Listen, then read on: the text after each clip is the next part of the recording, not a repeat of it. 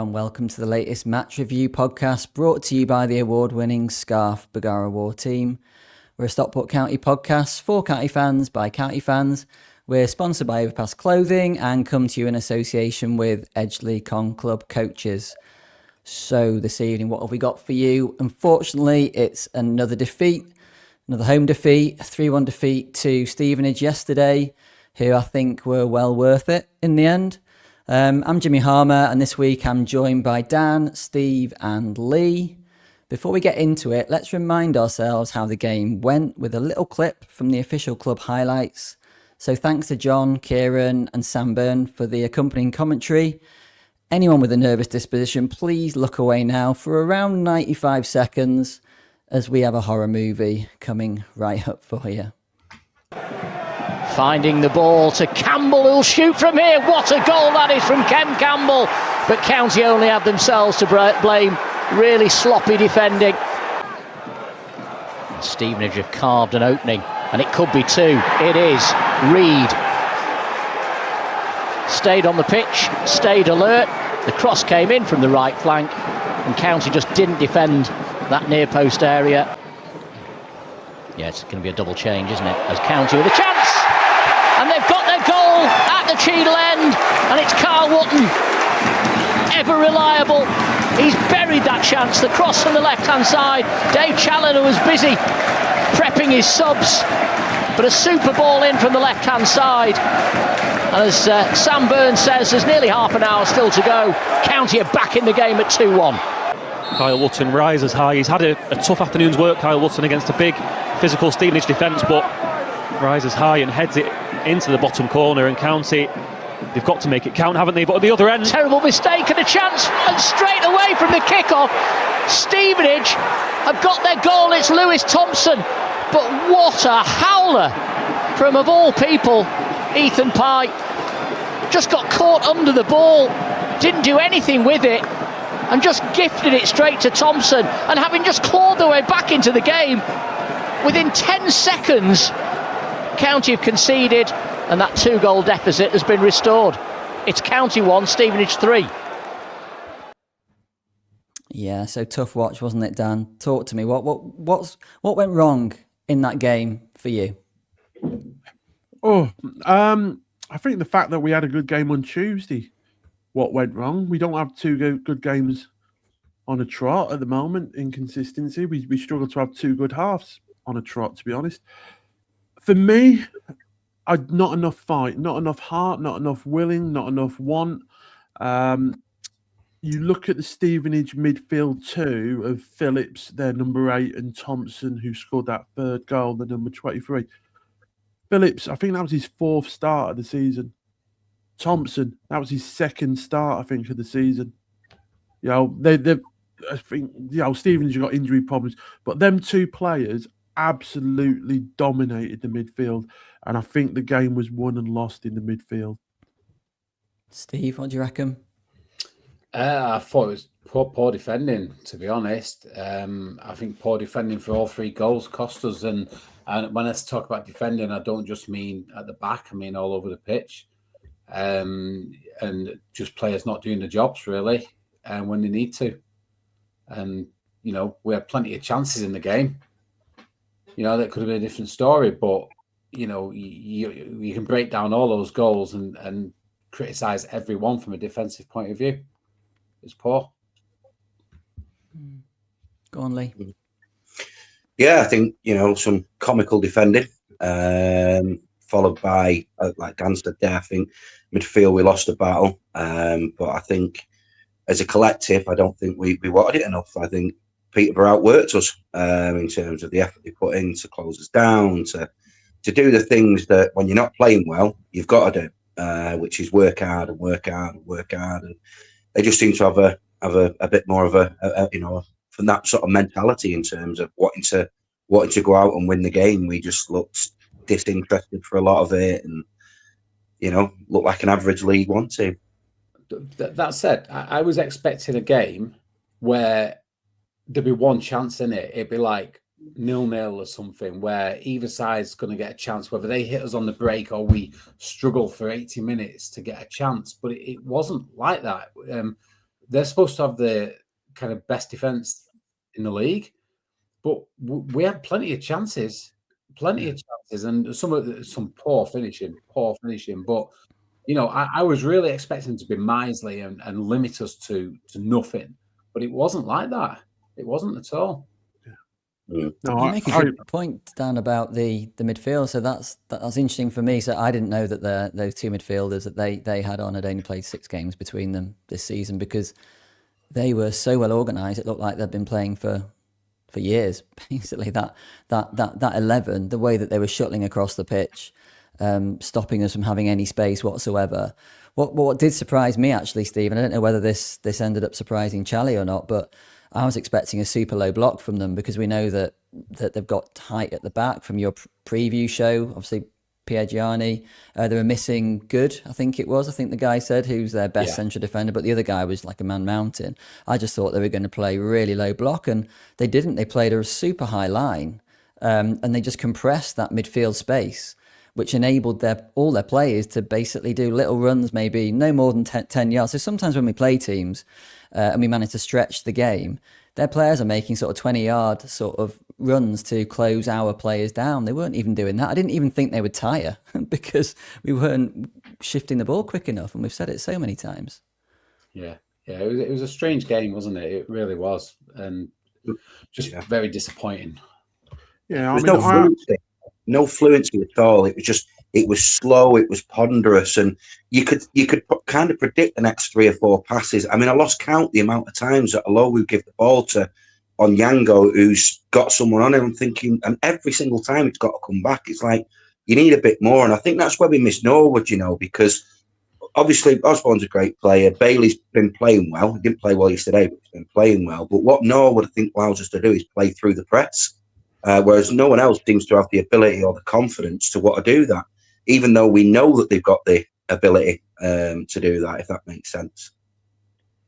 It's a good point. We have stopped playing through that press, because we got used to seeing Norwood receiving the ball from the goalkeeper and popping it off to the side, basically knowing that he was being pressed, but knowing that he's pretty press resistant as a player. And then that allows us to get up the pitch. Whether we haven't got the players to actually do that without him, but you can't build your whole way of playing around a single player. That's pretty dangerous, isn't it? So I was actually looking at some. We did the same with Barry. We built a team, and it's fine having your superstars, but when the players aren't there, you expect your other players to step up, and simply put, they haven't. They've not done it. Okay. Well, should we sort of start talking a little bit chronologically? I know I said that we wouldn't, but it's probably useful to say, because you did make a good point, Steve, that we were creating chances, and that was throughout the 90 minutes. I mean, even in the 3rd minute, when the keeper came out and absolutely took Jack Diamond out, at first I thought, oh, geez, is that a red card? But then I realised afterwards that no, he was going away from goal, and they were covering players anyway, so it was never going to be a red card. But the fact we got into that position nice and early on gave me some confidence. Hey, we can get behind this team. But I don't really recall after that us getting behind their back line. It was all, they were playing with the ball mainly in front of them.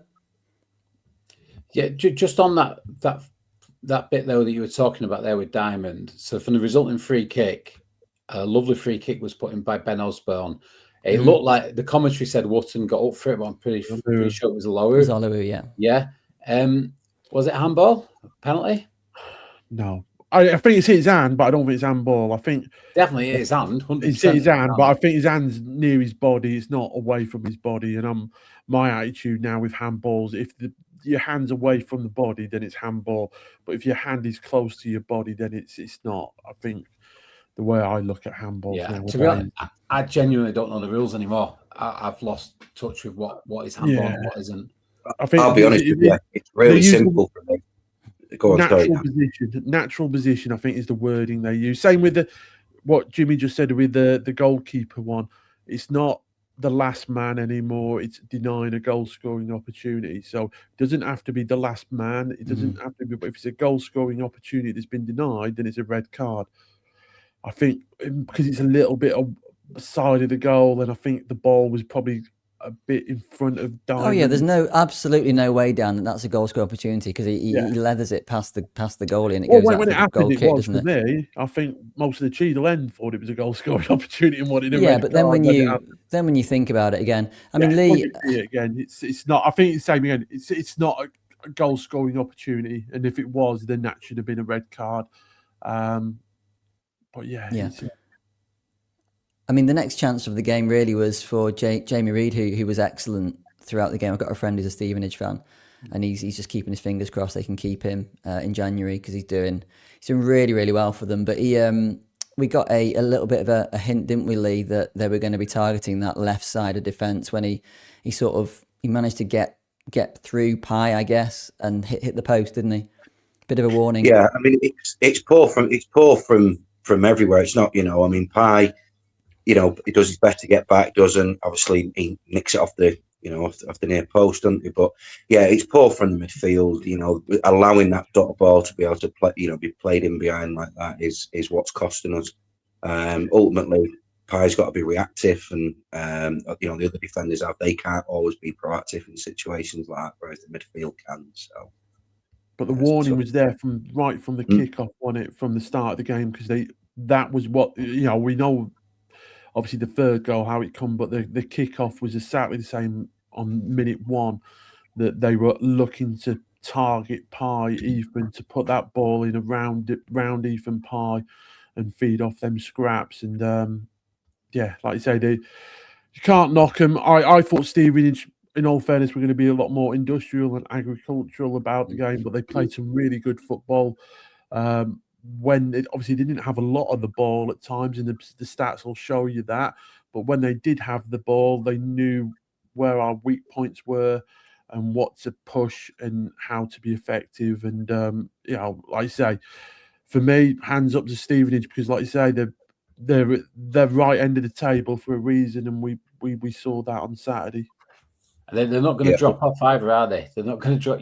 Everyone's kind of said Stevenage, you're up there, the bubble's going to burst and they're going to drop off, but they're a good team, and they're only going to get stronger, I think. They're very well drilled, aren't they? And they're effective at what they do. And when they got the ball, what was the difference is they made good decisions. They made effective plays, in terms of passing the ball, moving the ball. They did all the things right that we did wrong. So, yeah. It's a good point you make about making the right decisions because there are too many players, I think, in that team at the moment making the wrong decisions, whether it's lack of confidence, whether they're trying to push, trying to do something maybe a bit spectacular because their transfer fee, basically Mothersill, I think, was trying a little bit too hard. We've talked about Moxon and maybe doesn't progress the ball forward enough like Ollie Norwood would. I did actually have a quick look on FOTMob at the this season stats for Norwood, Bate, last season, and Moxon, and it's really interesting how the drop off in passing. Well, we know it anyway, but the passing ability between Moxon and Norwood.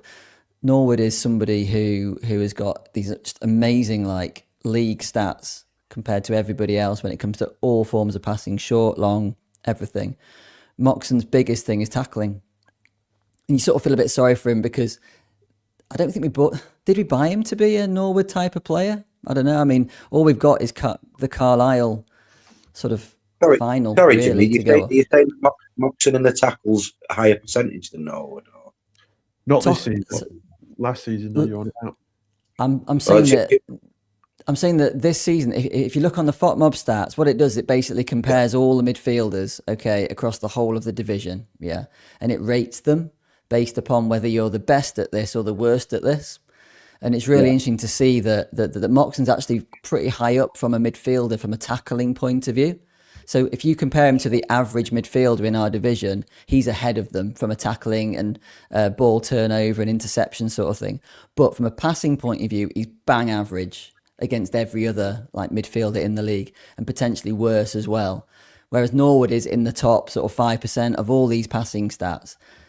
Lewis Bate is actually an amazing combination of the two. He's a good tackler. He's got really good turnover. This is from last season stats as well. but he's also a great passer. So he's like your Swiss Army knife midfielder, according to the stats, and that's what we see every day as well. But I guess what I'm trying to say is that we have missed these specialists that we've sort of built our team around, and then when you parachute in maybe an average midfielder, the quality drops off so heavily, it's untrue. Yeah, I mean, sorry, Lee, you go. I was going to say, Moxon for me is a very, very average player. And it's not that because we know he's got ability. We've seen that ability. Carlisle, Portsmouth fans have seen it. And he's a player for me that needs a kick up the arse, because there's certain things you do when you're not playing well. We touched on this before, which is work hard, full-blooded into tackles. In the first couple of minutes in that second half when he come on, he's pulling out of tackles. And I'm not targeting him as an individual here, but these are the things that you've got to get right. If he wants to, secure a spot in that team, he's got to start doing those things. See, with Owen Moxon, when we signed him, I'm hoping we got Don Blizzard. That's the player I was hoping we were going to basically sign, a Don Blizzard type of player. What we've ended up with is Tunji Moses. That's the end of his career. Not when he was sort of half decent at his end of his career. That's what we've ended up with. Frustrating. Because, like I say, we've doesn't seen. Look interested to me, Dan. I'll be honest with you. He doesn't look interested. It looks like is that because he's moving on, Lee? Is that because he's moving on? What? Has he been told? That he's not going to be here in January? I hope so, because we need better. We need more. And for the fee that we've paid, and I'm sure he's on a big wage, he's been a huge disappointment. And I don't want to knock the lad or anything like that. I really don't. But you've got to have more. He came here with a big expectation. And when we signed him, I was buzzing thinking, yes, I've been wanting this guy for ages. This was the one that we wanted. It was the one where we saw over Crosby, as he got that bit more than Crosby in terms of can he step up and be the better player. And he's just not shown anything that suggests he's anywhere near Crowsdale's level. Crowsdale would walk into this team with his eyes closed at the moment, wouldn't he? Yeah, without a shadow of a doubt. And like I say, it's quite. I think with this team, at the moment it's quite simple. You ain't going to do the spectacular. You just got to work hard and do the basics. Tackle the ball, pass the ball, and just do the basics and really, really work hard. And they're just the basics. Like I say, for me, Saturday, no heart, no will, no desire. And Stevenage showed that when they had the ball and when they didn't have the ball, and we got our pants pulled down. Also, just wanted to mention about the defence, Aluwu. I like Aluwu, but I've not seen him play a good game yet as the centre of them back three. I think the right centre back, I think he's really, really good. But I think him as a centre back, I'm just not comfortable in it. I mean, he was the only. Who did you play there, Dan? We've got like 3 injuries to our first choice. Hills, got no choice, mate. From the Doncaster game, obviously the only change was on Yango coming in for Hills, that we obviously knew that he came off with a bit of an injury, so he was always going to be a risk. I don't know. I don't know at the moment. Like I say, where our two situation is getting worse by the day, by the sounds of it. But yeah, I don't know. I just don't think we don't look good when Aluu's in that centre back position in the middle of the back three. I prefer him as a right centre back. Ethan, elephant in the room. That's probably the worst game I've seen Ethan play in a county shirt since his debut when we played Walsall away in League Two. Which is but in fairness to him, mate, his defensive partners, like I'm going to go out on a limb here. Someone probably tell me I'm wrong, but I think he's played every league game this season. Ethan Pye, and probably 90 minutes of every league game this season. The chopping and changing that he's had to the right of him, the centre back and the right side is centre back. No wonder he doesn't know whether he's coming or going. To be fair, yeah, he made a big mistake for that third goal. Not his fault for the first. I mean, Steve, do you want to sort of talk us through your view of that, because you were probably going to be pretty much right behind it, I'd have thought, from your place in the main stand. Kind of take you back about 30 seconds before the goal, and this is what I referred to earlier in the chat we were talking earlier. So Malik Mothersill was on an attack. I don't know if you remember, and he was so soft with the way he was playing. The difference between Jack and Malik is Jack Diamond will hold the ball. He'll run with the ball. He'll shield the ball. He'll look after it. But Malik just seems to get brushed off the ball really easy, and he lost the ball just on the edge of the penalty area, and that was the precursor to the attack starting where the goal came from. And it wasn't just straight away. It was like 30 seconds later. But if he'd done his job up there was no way they were getting possession in the first place. That was the first fault. And then the goal itself, I mean, it's Teo Idun, wasn't it? He didn't do his defending right. That's what it was down to. The guy rolled him very easily. And he didn't even seem to track back. I mean, with his pace, you'd expect him to have got back a lot quicker, and he didn't. And I thought he had a reasonably good game overall, but for that goal, he was definitely at fault. And then it was a great finish, wasn't it? I looked at the time, thought, could Ben do a bit more? But I don't think he could. It was a great finish. It was lovely. So that's my view. He had his time, didn't he? I mean, he did it. He just dropped his shoulder, and he sold about 3 of them. Yeah. And then, he could have sat down, had a brew, you know what I mean, pulled a pint, he sat there, drank that, and then just pick his spot and go, it's going in that top corner there. And Hinchcliffe, for me, didn't have a chance. It was a thing. But just on Pye, I'm a very firm believer in football that you earn your mistakes in the game. Pye's more than earned himself a few mistakes. I mean, he's allowed a bad game. Look, we're not chucking him under the bus or anything like that. He's allowed a bad game. Did you think he had a bad game? I know you've kind of said I did. I thought when he was on the ball, even he was slowing the game down a bit too much. Our best attacks came from him. He just seemed a bit. I don't know. It just didn't seem his normal. The standards that he's set and he has set, and like you say, he just didn't seem on it. I don't know if he was not well, not right. Like you say, he's played a lot of games, but he just seemed slowing the ball down when we had the ball. He just didn't seem his normal on it. Then, like I say, the through ball that came with Diamond where he got taken out by the keeper, I think that was a ball by Pye. Yeah, it was. It was. And he brought it out, but same again. There's glimpses there, but like I say, just one of them games. It's just whatever he did, really, he just didn't have a good one, really, and that obviously teed it off with the 3rd goal when we get to it. I think the difficulty that Pye had was that they'd obviously targeted that left side for whatever reason, whether it was because they thought that Idun was going to be more attacking, maybe. Oh, they wouldn't have done that because Che Gardner is supposedly more attacking. But if you look at their shot map, they didn't have any shots from the right-hand side, our right-hand side, their left-hand side of the pitch. Everything came down their right-hand side. And their number 19 and number 20, so the guy who scored the goal, number 20, they were linking up really well down that side. And so I think he probably had his work cut out anyway because they were overloading that part of the pitch. We talked about the tempo being all wrong. Now, we've seen in the past with Dave Challoner's sides, the tempo starts at the front. We've seen the press at the front. Now, we're going to probably talk a lot about Malik, and we've spoken about him a lot as well, and a lot of fans are talking a lot about him as well, and we know all the mitigating circumstances, and I think his work rate has improved since the first game that I saw him on, where he was way off, but he's almost horizontal with how he was sort of playing. So Dave's got something into him, but I still feel that press at the front with Malik in the side is basically affecting the whole team. What do you think, guys? I agree, and that's kind of what I was referring to before. There is no press with him up front. Yeah. He's like lightweight. He makes strange decisions with the ball. His shooting's not good. I'm not seeing anything from him at the moment.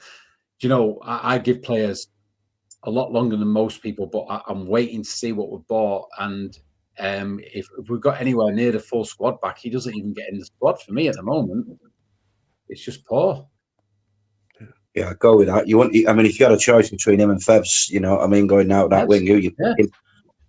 Fevs every day, but he's a very frustrating player at the moment. You're kind of like waiting for him just to explode, aren't you? And just all of a sudden show why we paid £1 million for him. But I mean, I thought on Tuesday against Doncaster, I thought he worked really hard. Just didn't come off for him. Yeah. You know, it's good minutes for him and everything like that. But the amount of times he found himself in space, and the amount of times he even made the wrong decision or he overhit something, it was just like, say, come on. You know, do you think he shows the ball too much because like Jack Diamond, when he's running with the ball, you said before, Steve, the ball is under control, number one, and he's using his body pretty well. He's not a big guy, but he's using his body pretty well. And that's how he dribbles, and that's how he gets us up the pitch. Malik seems to be, just sort of shows the ball to the defender, and then the defender comes over and takes it off him, or he just gives him a little shove and he falls. It is a really strange thing, and we've talked about this before. Like Mark Stott obviously led the negotiation on this. We know that from the Dara McAntony Hard Truth podcast. And I'm really thinking he's somehow gone in there and signed the wrong player, because Peterborough have got other players there. Jade Jones, they have Poku as well.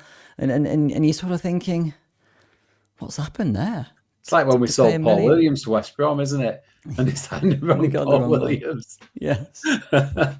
I mean, the thing is, Mothersill was meant to be a replacement for Tanto, wasn't he? And he's not. He can't. No, I'm not having that, Lee. He's not a replacement. Nobody that's done any scouting is going to say that he is a replacement for Tanto. He's completely different. But he was meant to. Not even his stats, though, with it. It's not. If you're even looking at his stats, he's no way in the comparison to what Tanto does. The work and the effort that Tanto put in for the team. So the coaching team must have said, we will change the way that we play if we're going to buy Malik Mothersill. Because, but Gareth said, didn't he? He said replacement. This is what we've brought in for Tanto. This is what, you know, it was that he can get in behind, running behind. He's quick and everything along those lines. Now I know he's been injured, but that's came from them. And ultimately, we've never replaced Tanto, and we're going to struggle. But that was said at the start of the season. You know, Dave Chandler's stat was we're going to have a bigger XG this season, wasn't it? That we were going to create more chances than last season. But he wishes he hadn't said that statement, Dan. Because I think we're well below. We're probably half the chances we've created compared to last. But I think that comes from getting to the byline, getting down to the byline, crossing the ball, winning corners, attacking from the byline. So then Wootton, our goal that we scored, you know, Wootton is attacking the far post, near post, and scoring goals. And we have seen that, in all fairness, in parts, but we need to do it more than once a game, to be honest. I mean, one player that did get to the byline pretty well, and one player that's using his noggin because he knows that he's not the biggest of players is Che Gardner. You've got an 18-year-old there who's been asked to do a job on the right-hand side, a very important position at right wing-back. And he just seems to know, well, number one, he can trap a ball beautifully. He can pass a ball well. What about that crossfield pass that he did on like the 25th minute or something, like pinpoint accurate pass across the pitch? But what he does is he plays the right pass. If he's got to go back, he will. But generally speaking, he'll pop it into midfield, then he's off. And then he's trying to get behind players. What he's not trying to do is beat his man every single time he gets the ball. And that's what Malik is doing at the moment, because I think he thinks that because he's £1 million player, he's got to prove himself. But he'd do so much better if he just played the simple stuff, probably, and play himself into a game. What I like with Che is that if you're a willing runner for him, he'll find you. He will, if you run in front of him and run past him and beyond him, he will find you with the ball. And we've seen it in the last few games, some really intelligent through balls and passes that he makes. Obviously, because of his age and his legs and stuff, he ain't got build up the stamina. He fades off very quickly. We've seen that. So for me, you've got to rather bring him on late in the game, which we're not in a position to do that at the moment, because we always seem to be holding on in late in games or trying to get back into it. Or you start with him and knowing that he's going to fade off 60, 70 minutes and then you have to replace him. But no, it's promising, really. The only bright, shining light out of this last month, I would say, so far is Che. Okay, well, we're almost... He is young and hungry, definitely. And actually, if you've seen any of the YouTube stuff, I think it might be on his Instagram account or something, but he does a lot of training with his dad as well. He's very, very hungry to make make a good career for himself, and I love that. Half an hour in, let's play a little transition, and then we'll come back. And Steve, you can take us through the halftime subs, because we made 3 of them, and Charlie obviously wasn't happy with that first half to make those 3 subs. But yeah, I'll play the transition now.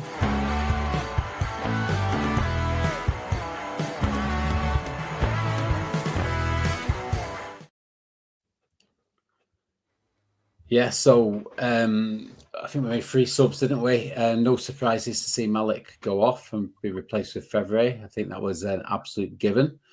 I was surprised to see Odin go off and be replaced with Moxon. Not that I didn't expect Moxon to come on. I didn't expect Bailey to go off. That I thought we might like take Shea off or somebody like that, you know, just because he's younger and he's coming into it. But I think Charlie said after the game he kind of wasn't happy with the way Odin was playing, his distribution and stuff like that. So that explains that one. And then Dodgson was on, wasn't he, for Teo Adun? But that's Teo played longer than they wanted him to play on Tuesday. So that's kind of, again, it's pretty much a given. But yeah, that's the 3 subs, isn't it? And we started the second half like we always do, Lee, when Fevs comes on. Shooting towards the Cheadle end, we all get a bit excited, don't we, that he might be able to make something happen, and we did see that for the first sort of 5, 6, 7 minutes of the second half. Yeah, I mean, it's the sort of player he is, and he's the player that gets you off your seat because he's got a trick in him. He can beat players. He can go either way. But he can't head the ball, can he, Lee? Because no, on 49 minutes, what on earth? Like, we're in the Cheadle end, and we're thinking, great, that's a brilliant cross from Dodgson, by the way. And it's going straight onto Fevrier's head, you think, and he just somehow decides to volley it with his right foot. What are you doing? He doesn't have to do it. All he has to do is walk to the ball and let it hit him in the face. He ain't going to head it. He's just going to stand there with his face. He can close his eyes if he wanted to and just let it hit him and walk. It'll go in the back of the net. So, yeah, it was, yeah. It was a game of people heading the ball when they should have been volleying it and volleying the ball when they should have been heading it, as we'll talk about in a minute with Mr. Wotton and a chance that he actually had as well. But yeah, we did the same thing that we did against Luton, didn't we, really? So we've gone in 1-0 down and we've thought we'll make some subs and we'll come back into it, and then we get sucker punched, 7 minutes in. We allow them somehow to get a ball into the box. We've got 3 defenders in there, and it sort of gets crossed across and basically on Yango. I think it's an own goal. I don't know about you guys. I don't know if it's gone down. It's gone down as Reed. It's an own goal, is it not? It's like I say, disappointing because we started really, really well in that second half. I thought the intensity was there, the crowd was buoyant. We're all going for it, and it was, at that point, I'm thinking we're going to win this 2-3-1. We're in the start of the second half. We're at it. We're back. County's back. We turned the corner. We turned up for a half of football, and it was just like, right kick in the nuts, wasn't it? Yeah, but this is where Ethan Pye really should have. So, like, if you watch the goal back, and I watched it about 10 times to see how that ball managed to get across the 6-yard box. And Ethan Pye's not switched on to the danger of that cross coming in. I think he thinks that we're going to stop the cross. When it comes in, he should be basically he should be standing on the 6-yard box, 4 yards in from the corner flag to just welly that ball out. But he's not got himself back into that prime defensive position to stop a ball like that coming across. If you look at him, he's on his heels.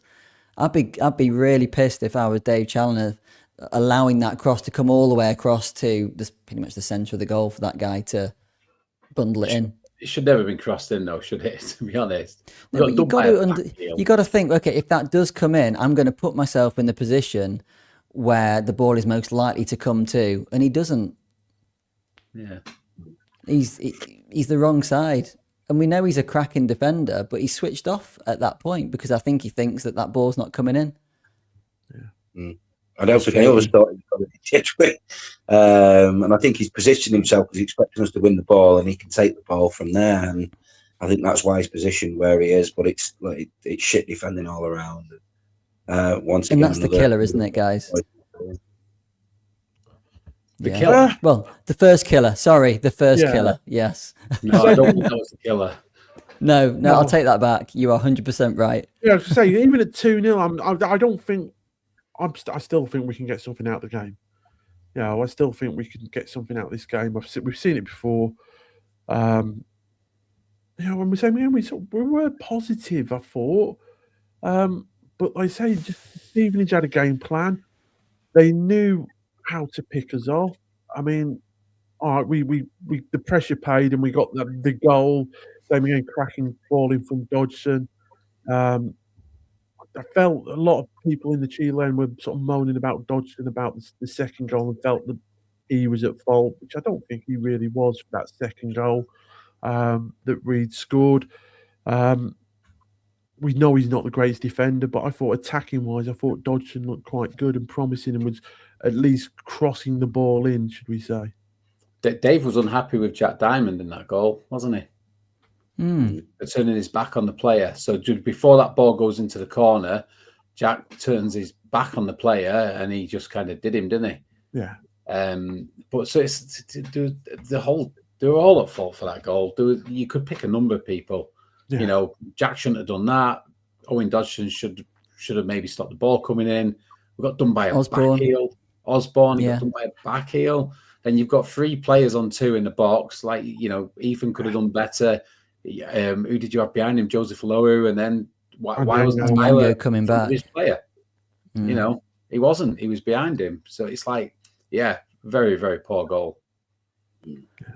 But we got our heads up a little bit, and I mean, as you said, Dan, Dodgson, for all his defensive question marks, that guy can cross a ball, and he put a beautiful ball in for Wootton, who rose like a salmon above Carl the pigeon for keeping the animal thing going, and scored a brilliant header, absolutely amazing header. And we're thinking game on, aren't we?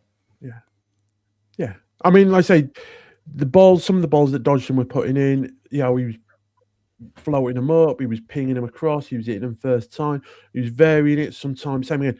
I'm happy for that. And if it hits the first man and goes out for a corner, I'm not worried about it. Why we're allowing Owen Moxon to take bloody corners is beyond me again, which we'll get on to later. But I thought attacking wise, I can't fault Dodgson. Now, don't get me wrong, I've been one of his biggest critics at times, but I think as we've always done, when there's praise to be given, let's give it. And like I say, attacking wise, I thought Dodgson was a bright spark. Yeah, I think after the goal as well.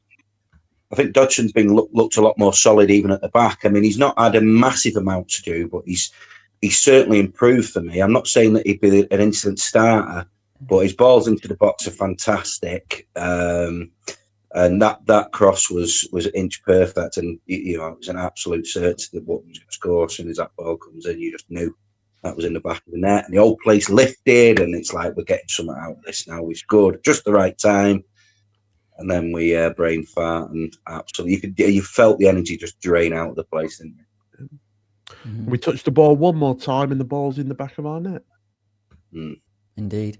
I mean, Dave made a couple of subs, didn't he? So he was going for it. He brought Nathan Lowe on for Che Gardner. This was straight after we'd scored that goal. I think he was going to do that anyway, from what John Kieran was saying on the commentary. I think he was already sort of planning his subs. And then Jack Hunt came on for Onyango. Another guy, in fairness, Jack Hunt, who can cross a ball. And I think he did a really good cross, and that's when we almost scored. I think it was it the one where Wootton ended up heading it instead of volleying it? We'll talk about that in a minute. But they wouldn't have affected how we defended that goal, the centre. So we've already seen it on the highlights that I played earlier, and nothing that Penn can do about it. It's one of those almost like a Sunday League type of error, like an up and under on the windy pitches of like when I used to play in Sheffield. Windy pitches of Sheffield, and like the pitch is at a 30-degree angle. So if you're unfortunate to be shooting that way in the second half, it's like the Alamo, because you can't get out of the bloody half because you're kicking it uphill. And it was just a Sunday League type goal, wasn't it? I think. Let's be honest, Ethan Pye's had a brain fart. He human being. We'll all have brain farts. He made a mistake. He doesn't make. Yeah, He's he earned the right to. He doesn't have bad games, to be honest, that often. And he's had, like I said, I think he's had absolutely a mare of a game on Saturday. He won't have one the next game, I'll tell you that now. That's the one thing you're right there, Dan, because that's the one thing that you always see with Ethan Pye is when he does make a mistake, which, let's have it right, it's very, very rare. You don't see him make that mistake again. That's what makes him such a good player. And look, he's earned his right to make a mistake. You know, he's got loads of credit in the bank to make those. To make those mistakes. Yeah, he's not going to be dropped for it, but I mean, yeah, he'll be criticised for it. Yeah, he'll hopefully he will learn from it because that's what he does. He'll put his hand up. I don't think he's one of these players that'll go pointing fingers at other players to blame them for his own errors. I think he'll own the mistake, and he'll move on for it. I've got no doubt about for that. And like I say, it's the only thing I would say is communication. Has Ben called for it? Has Ben helped him? Could he have helped him a bit more? I don't know. Can you imagine if Adai was in nets and that happened? He will even not be blaming Adai for it. Yeah, it won't be exactly, and it wasn't the goalkeeper's fault. No. I'm just saying, has Ethan Pye got the help of the team? So the nearest player to him is Ben. Has Ben called him man on, calm? I don't know. Has there been a call being made? I don't know. That's all I'm saying. Could the team have helped him in that situation? Not saying. I think he must have thought he was closer to Ben than he was. Let's face it. He's backpedaling. He's probably looking up at the floodlights as well, and he's probably lost his bearings. He thinks he's maybe close to Ben than he is, and he sort of lobs it up, thinking, "Great, okay, Ben will come for that." And he's like, "Oh shit, I'm nowhere near where I thought I was." Header, wasn't it? It's just a bad header. Yeah, I think it's just under the ball. Poor execution. I think it's the right decision. Poor execution. Yeah. Nothing more to it. Like I say, it is what it is. And as Challen has said in his post-match, it's an individual mistake. It is what it is. I mean, but like I say, I just felt he was off his game, Ethan, and that was just probably the cherry on the cake for it, for all game. And he's allowed a bad game every now and again. But that was the killer, as you said earlier, Steve, wasn't it? Like the noticeable deflation in the team, in the ground. It was, oh my God, what a killer. Did the Wootton chance when he decided to head it a foot off the ground? Was that afterwards or before? I can't remember. It was afterwards. It was an 81 minutes. So there was still a chance if he'd gone and tried to volley that, wasn't there? I don't know why he thinks that the header is I mean, like, we know he's good in the air, but yeah, bizarre choice. It was bizarre. Yeah. So obviously, final score 3-1. I can't even be bothered to do a man of the match. It was just like a bit of a joke. The man of the match. I don't think anybody played well at all in that game. Yeah, it's one of those games where you don't give a man of the match. I mean, the sponsors have to, don't they? But it's hard. I can't pick a man of the match in that game. No. I'd give it to Corey a dime, mate. I'd give it to Corey. Yeah. That'll piss a lot of people off because he didn't obviously go out and clap or something like that. But yeah, just to take the piss, I'll give it to Corey a dime. He's the only one that probably didn't lose a duel. Yeah. Diamond tried making things happen, didn't he? But didn't have much success. Yeah. Yes, have it right. If you're a player, you don't want man of the match out of that game, do you? Do you know what? I'm surprised that people haven't been moaning that the Ben Osborne's smiling in his man of the match photo. Oh, I thought that as well. Yeah, I'm gobsmacked that people haven't been on. Why is he smiling? They did that with Will Collar, didn't they? Yeah. So can I just cover something? So, obviously we've done the game, and for me, I'm just going to question the recruitment now. And the reason I say this is, if you look at, we all know Simon Wilson's got a plan, and he has 20 positions. And in previous seasons, when you watch those Stockport players in them 20 positions, you could play, we've said it many a times, you could play a Stockport in a Stockport B side and not know which is the best one.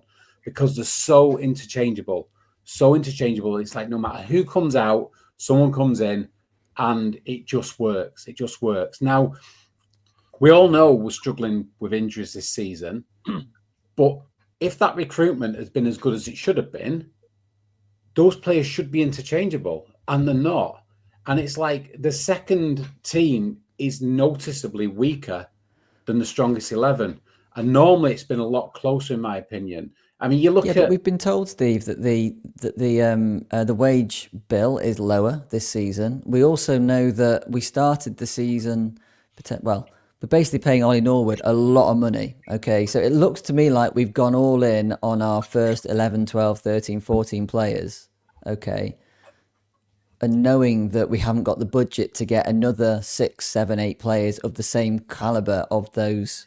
Yeah, you see, I don't believe that. And, Simon Wilson's got a 7-year plan.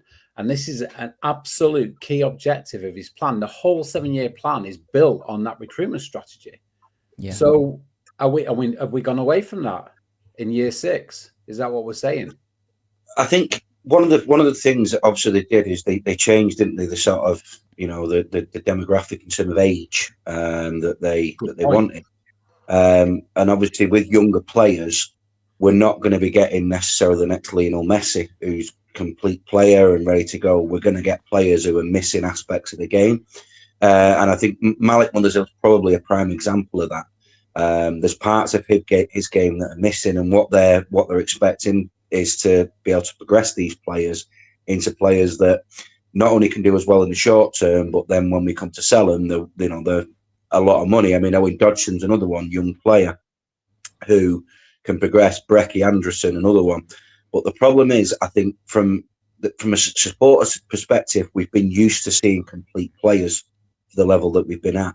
And for us to be able, in adversity, to be able to, rely on the quality of those players that we had. Now, with the injuries we've got and with the young players that on paper are going to be good players when they're older, it unfortunately means that certain aspects are going to be missing, like sometimes confidence, like sometimes that ability when things are not going right, just to be able to knock a ball in the box or have one come off their arse and go in. It sounds really silly, doesn't it, when I say it like that, but that's what we're missing at the minute for me. So, I think to get from League One to the Championship is a completely different kettle of fish to getting from the National League to League Two and League Two to League One. We've seen that we've bought our way out of those divisions by getting ready-made players, like you were saying, Lee, ready-made players like your Paddy Maddens, Anthony Sarcevic, those sort of players, and they were bullying those teams in those divisions, okay, and Dave was more than happy to take those players on.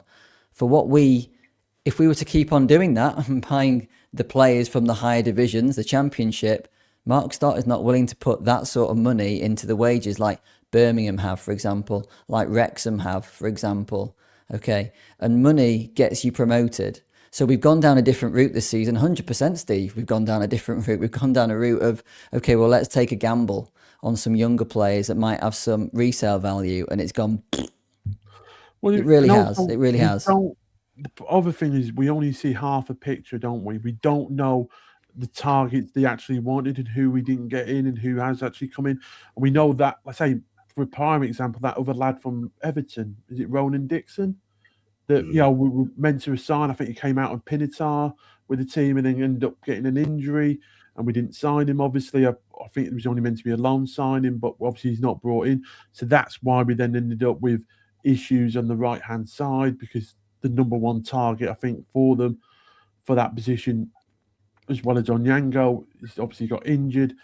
Every team has that, Dan. You can't hide behind we don't know what targets that they were going for. What you have at the start of the season, after the transfer window shuts, is what you should be sort of judging the recruitment team on. And Steve, I'm with you. I think the recruitment has really struggled, and I think Dave has struggled because of it, because he's not had those players who are better than the level that we're playing at. And maybe, slightly controversial maybe, but are his tactics, the fact that he doesn't seem to have a plan B anymore, like we criticised him when he first came to the club in certain games, saying, where's his plan B? And Waggy went on record loads of times saying, well, he's now got a plan B, C, D and Z.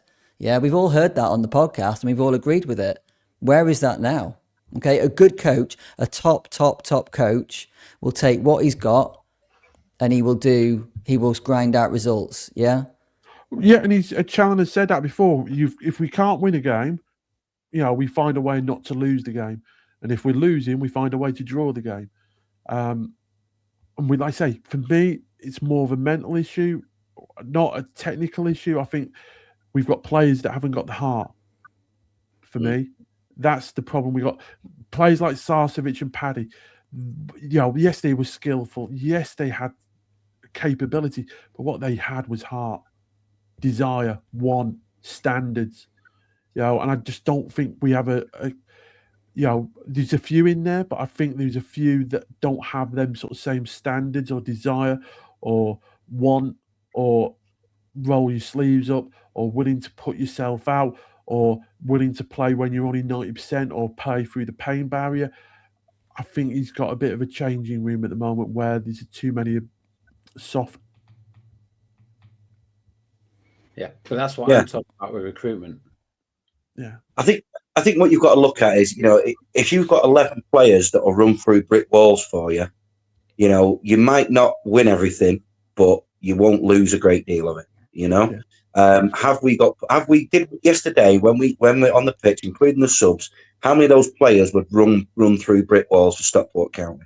How many of those players would? I would suggest there's probably a handful that would, and that is something that you can teach, I suppose, to a degree, but you've got to have that. You've got to have that in your heart. You've got to have that. You've got to go out there, watch the best version of you at every time, and you're not going to let idiots like us on a podcast tell you you're crap, because you're going to go and prove that actually I'm the best player that this club's got because I'm going to go through everything.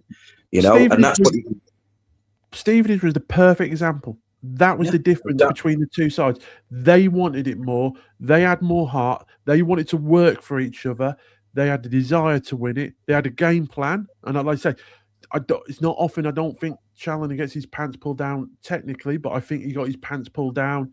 He got his pants pulled down by Richie Mullins last season and against Wickham. I think yesterday's Saturday against Stevenage, he got his pants pulled down. And against Cambridge. I mean, Steve, you said against Cambridge as well, that manager seemed to have it wasn't you, Steve, it was Reedy. He said that their I can't remember the name of the Cambridge manager now, but he came on, didn't he? And he said that, he's got a really good record against Charlie. Listen, this will happen, okay? And let's face it, the reason that we're struggling at the moment, we've won 1 game in 9, is a whole combination of so many things. It is injuries. It is maybe Dave got it wrong on the odd occasion or whatever it is. It is the recruitment. It's everything.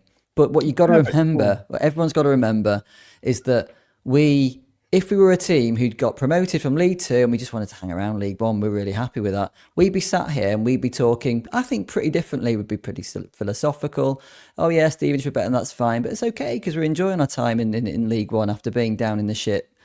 But we're not. We're talking about a team that the owner has come out and said he wants champions. He's got a 10-year plan now, okay? So we've got 5 more years, I think it is, to get into the Premier League or something like that. He has come out and said that, okay? And that's why we're so passionate ourselves about, well, what's going on with this team? Because if that's your plan and you want to stick to it, you're miles off it, mate. You're nowhere near where you have to be. Expectations have been set a lot higher. Rightly or wrongly, we're all on the ride, we're all on the bus for it. We're all buying the shirts, we're all buying the tickets. We're expecting a better meal than what's being served up at the moment.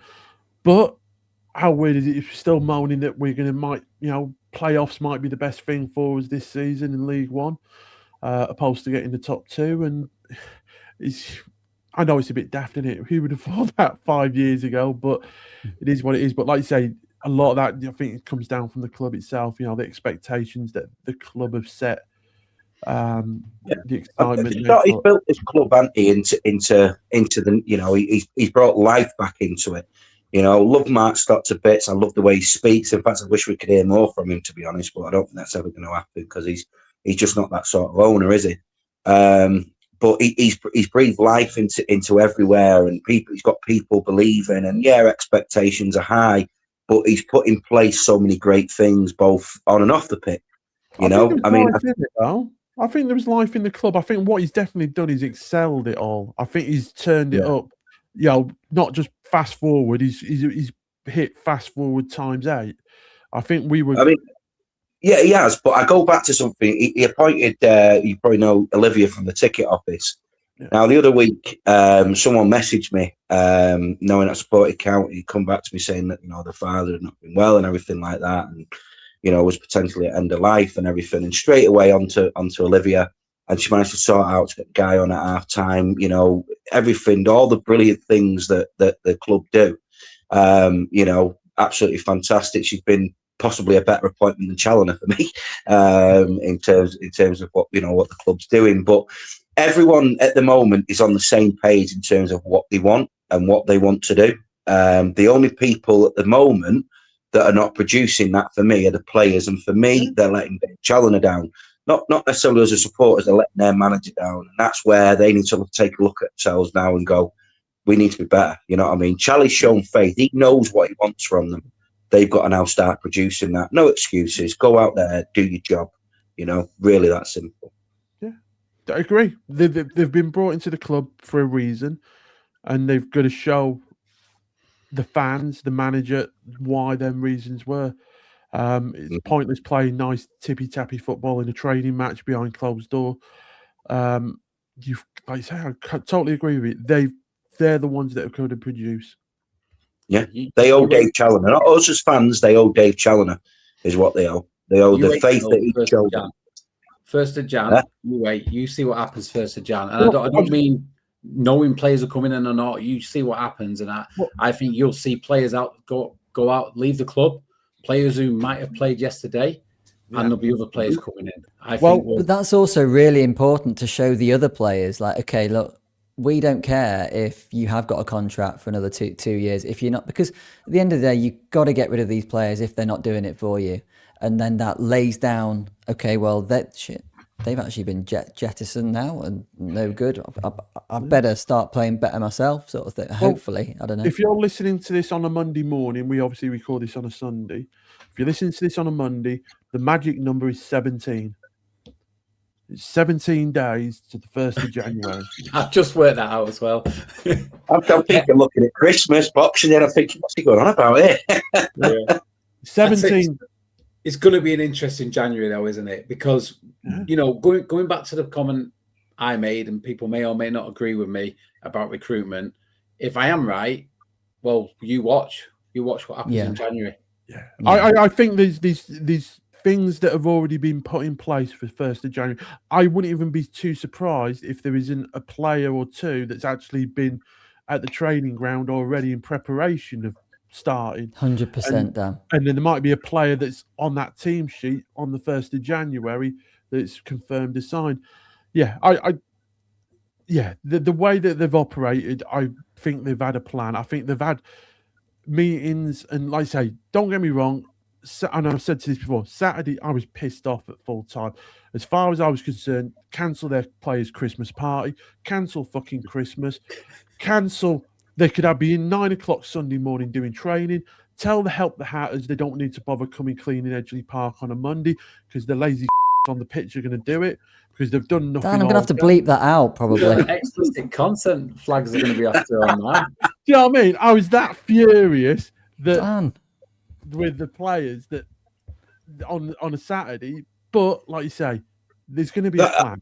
There's going to be a plan. I'm not going to lie. We went back to the pub after, and obviously that's where we always dissect the game over a couple of pints and whatnot as you do. And people were saying similar things. You know what I mean? It just didn't feel like a Dave Chandler team. It didn't feel like a Stockport County team. Felt like spineless, gutless. These are the words that were coming out, not necessarily from me, but but it was the same feelings against Cambridge, Lee. It was exactly the same feelings against Cambridge. Like if you listen to our podcast, it's pretty much copy and paste from a point of view of where's the intensity, where's the heart, and then we obviously we've gone beat Doncaster, which I was amazed at. I thought thought we'd maybe draw with them with the record that they've got, and yeah, we beat them. And it's just these false dawns, isn't it? It almost feels like you're a Man United fan. Can I give you some positives to go into? Oh, go on, Steve. Steve, Mr. Positive. You know, County Fan 696 is gonna love your positivity, Steve. Come on, it's like hit us with it. Yesterday was dreadful. It's clear from this pod we all agree it was dreadful. But first thing is, we're still in a nice little position, aren't we? Yeah. And on Saturday, we're coming up against, well, another one who, Nigel Clough, in terms of he seems to have Dave's number. So let's hope that's gone out the window. But Brad Hills is going to be back at the back, isn't he? At centre back. That's a given. And that means play Tyler and Yango's going to be back to that right wing back position. That's positive. Teo Idun's going to have another week of training after getting quite a lot of minutes in his legs. That's going to be a positive. And Ollie Norwood's back. He might not start, but he's back. So that's another positive. So, and we know Mansfield have got as many injury problems as we have. So, you know, it's like yesterday was crap. It was really crap. And we've picked it to pieces, but it's not all doom and gloom. We've got 3 games coming up before January transfer window starts. I'd be happy if we got 4 points out them 9 available. I'd be ecstatic with 6. Ecstatic. But if we can go to Mansfield and pick up 3 points on Saturday, next Sunday night, we'll say what a difference a week makes. Yeah. My concern in Mansfield is how many bleeding injuries we're going to get when they kick lumps out of us for 90 minutes, like they like to do. Yeah. Could see us there, and literally having to pick people out of the stand to play for the next game. But do you know what? I'm going to go out and say we're actually going to win on Saturday because Challoner's going to kick them up the arse. You know what I mean? They're going to realise that they're better players than what they're showing, and they're going to go out there and do something. And I'm saying we're going to win next week. Okay, well, on that positive note, we're over an hour now, so blimey, we're sort of on the apologies if. It's therapy. It's okay. It's over. No, I know, but I always feel a little bit bad that I'm taking like an hour of people's time on this podcast. No, it's good. Okay, then. Okay, maybe people can say in the comments whether they don't mind it being over an hour, and then I'll stop sort of like panicking when we hit like 55 minutes, thinking, how am I going to wrap this up before an hour? And then Dan starts talking again. I'm like, oh, Dan, I need to wrap this up. There was a lot to talk about. It was worth it. Yeah. Okay. I mean, like I said, it's not all, like you said, Steve. It's not all doom and gloom. We're still in a good position. The season, as Challoner said, doesn't really start till January. February, when you look at February's fixtures, we got.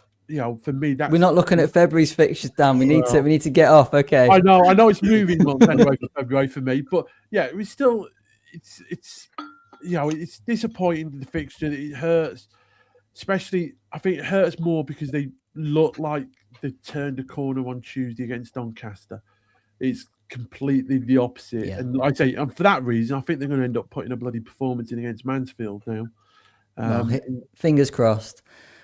Thank you for joining me, guys. And thank you for everybody for staying with us as well. Put your comments in as well if you don't mind listening to us yabber on for nearly 65 minutes.